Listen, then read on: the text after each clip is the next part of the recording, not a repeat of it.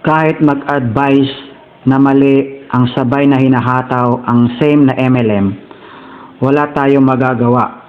Hindi sila naniniwala sa mga consequences na sinasabi natin na magsasuffer ang LiveGood account nila.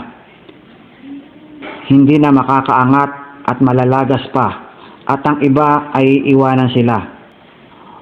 Para sa akin, focus ako sa LiveGood. LiveGood only. Ikaw, kung gusto mo ng malaking resulta at makuha mga pangarap mo, mag-diamond ka sa LiveGood or kahit lower rank. Malaki ang kitaan sa LiveGood, generous ang LiveGood at maraming programa na pro-affiliates. 1 hanggang 2 taon mula ngayon, $20,000 buwan-buwan ang diamond bonus pool.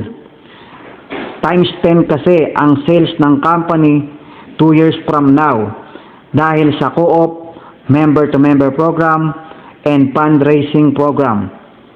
Ano ba future mo sa ginagawa mo dyan? At bakit mo nagawang isacrifice ang LiveGood mo? Kung network builder ka, ano future mo sa ibang company na wala sa LiveGood? At bakit mo isasacrifice ang malaki at magandang future mo sa LiveGood?